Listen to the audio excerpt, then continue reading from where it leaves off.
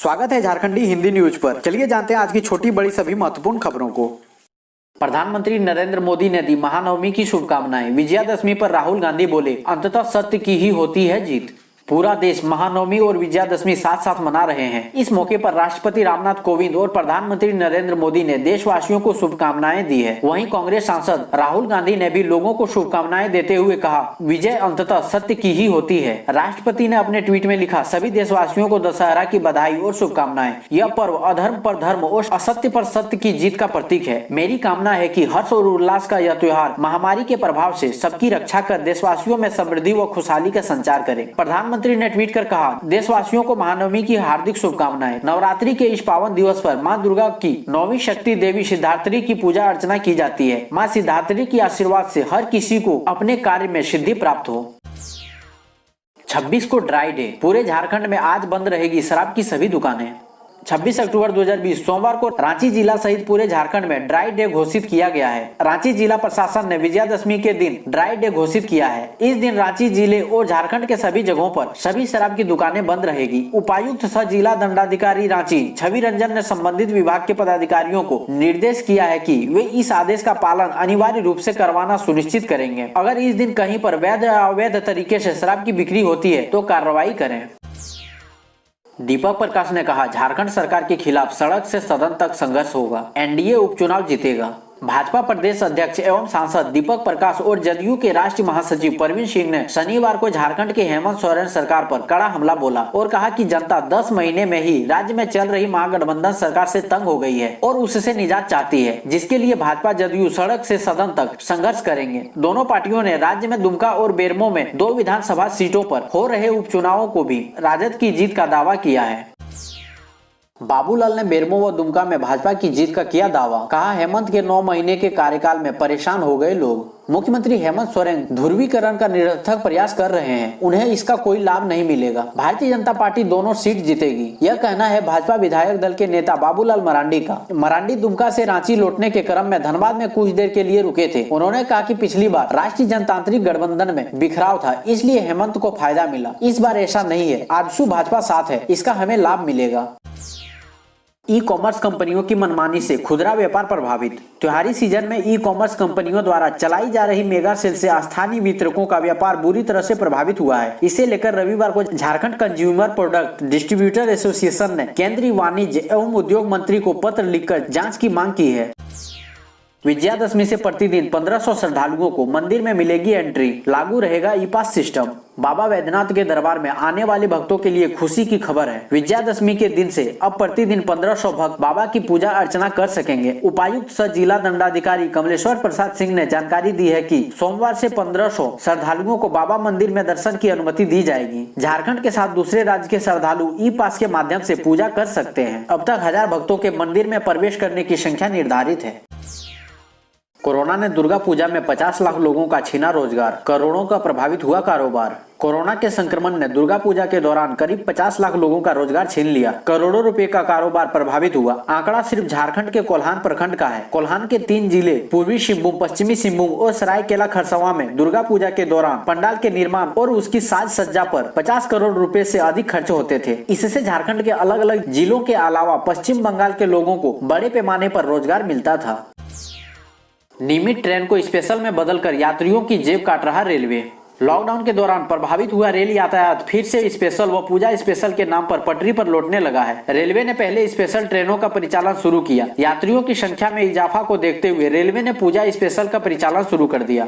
यात्रियों की संख्या में लगातार इजाफा होने के कारण टिकटों की बुकिंग वेटिंग चल रही है। इसको देखते हुए रेलवे ने पूजा स्पेशल व स्पेशल ट्रेनों की संख्या में और इजाफा करने का निर्णय लिया है। लेकिन नियमित ट्रेनों के परिचालन पर रेलवे विचार भी नहीं कर रही है। ट्रेनों का परिचालन बंद होने से रेलवे को हुए नुकसान की भरपाई करने के लिए यात्रियों की जेब पर भार डालने में रेलवे ने कोई कसर नहीं छोड़ी है। यही वजह है कि नियमित ट्रेन राजधानी पुरुषोत्तम मेल स्टील एक्सप्रेस का परिचालन करने की बजाय उन ट्रेनों के रैक पर ही स्पेशल व पूजा स्पेशल के नाम पर ट्रेनों को पटरी पर दौड़ाया जा रहा है। नियमित व स्पेशल ट्रेनों में सिर्फ शून्य का ही अंतर है। पुराने ट्रेन नंबर के आगे रेलवे ने सिर्फ शून्य लगाकर उसे स्पेशल ट्रेन बना दिया है और किराए में करीब 20 से 30% का इजाफा कर दिया है।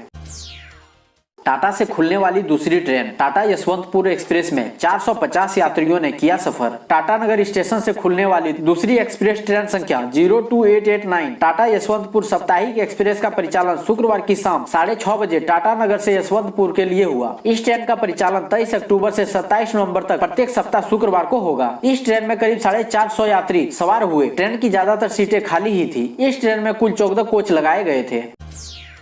टाटानगर स्टेशन में लगा मॉडल इंजन हटाकर लगाया जाएगा ऐतिहासिक इंजन। टाटानगर स्टेशन की इन गेट के पास 17 फरवरी 2019 को लगाए गए 40 वर्ष पुराना व 14 टन वजनी हेरिटेज लोको इंजन को जल्द ही यहां से हटाया जाएगा। इस साधारण मॉडल इंजन को इस स्थान से हटाए जाने के बाद यहां करीब 100 वर्ष पुराना ऐतिहासिक इंजन को स्थापित किया जाएगा। ऐतिहासिक धरोहर के रूप में यहां लगाने वाले इंजन को टाटानगर स्टेशन आने जाने वाले यात्री रूबरू हो सकेंगे। लोग यहां लगने वाले ऐतिहासिक इंजन को करीब से देख सकेंगे और इस इंजन के इतिहास को भी जान सकेंगे। इंजन के सामने ही उक्त इंजन का इतिहास हिंदी व अंग्रेजी भाषा में लिखा होगा। इस इंजन को मॉडल इंजन की तर्ज पर यहाँ स्थापित किया जाएगा ताकि यात्री या शहरवासी इस ऐतिहासिक इंजन के साथ अपनी सेल्फी ले सके। मूर्ति विसर्जन के 48 घंटे में जल स्रोत से प्रतिमा बाहर निकालेगा निगम। तालाबों का सफाई कार्य जारी। दुर्गा पूजा पर होने वाली मूर्ति विसर्जन को लेकर केंद्रीय प्रदूषण नियंत्रण बोर्ड ने नई गाइडलाइन जारी कर दी है। नगर निगम को भी पत्र भेजकर इन दिशा निर्देश का पालन करने को कहा गया है। इसमें कहा गया है कि देवी देवताओं की मूर्तियों के विसर्जन के लिए जल स्रोत के एक कोने पर जलकुंड बनाया जाए। इस जलकुंड को लाल फीता और बांस से घेरा जाए। मूर्ति के विसर्जन के 48 घंटे के अंदर मूर्तियों को जल स्रोत से निकालने का निर्देश दिया गया है। साथ ही बताया गया है कि जल स्रोतों को प्रदूषण मुक्त रखने के लिए मूर्तियों में इस्तेमाल होने वाले कृत्रिम आभूषणों को विसर्जन से पूर्व ही निकाला जाए। 1 नवंबर को रसोई गैस सिलेंडर की कीमत बढ़ जाएगी। जाने सब्सिडी पर क्या होगा असर। प्रत्येक महीने की पहली तारीख, जी हाँ, इस दिन रसोई गैस के दामों की समीक्षा होती है। यही वजह है कि सभी लोगों को 1 नवंबर का इंतजार बेसब्री से रहता है। इस बार भी उम्मीद की जा रही है कि घरेलू रसोई गैस के दामों में कोई बड़ा बदलाव नहीं किया जाएगा। इसका मतलब यह होगा कि दिवाली और छठ जैसे त्योहारों से पहले आम आदमी की राहत बरकरार रहेगी। इस बीच एलपीजी सब्सिडी की चर्चा लोग कर रहे हैं। दरअसल अंतर्राष्ट्रीय बाजार में रसोई गैस के दाम इतने कम हो चुके हैं कि सरकार को सब्सिडी देने की आवश्यकता नहीं हो रही है। मई, जून, जुलाई, अगस्त, सितंबर और अक्टूबर में ग्राहकों को खाते में नाम मात्र की सब्सिडी पहुंची, जिससे वे चिंतित हो गए। लोगों की एलपीजी सब्सिडी बहुत ही कम आ रही है या नहीं आ रही है, जिससे वे परेशान है। इसकी वजह यह है कि घरेलू गैस के दाम इतने कम हो गए हैं कि इस साल मई, जून, जुलाई, अगस्त, सितंबर और अक्टूबर में भी ग्राहकों को सब्सिडी बहुत कम मिली है। वहीं बता दें कि एलपीजी सिलेंडर की होम डिलीवरी की प्रक्रिया में बदलाव आने जा रहा है। 1 नवंबर से आपको अपने घर पर गैस सिलेंडर मंगवाने के लिए ओटीपी की जरूरत पड़ने वाली है। अब एलपीजी सिलेंडर की बुकिंग करते समय आपके रजिस्टर्ड मोबाइल नंबर पर एक वन टाइम पासवर्ड यानी ओटीपी भेजने का काम कंपनी की ओर से किया जाएगा। गैस सिलेंडर की होम डिलीवरी के समय आपको डिलीवरी बॉय को वह ओटीपी बताना होगा, तभी आपके घर में सिलेंडर की डिलीवरी हो पाएगी।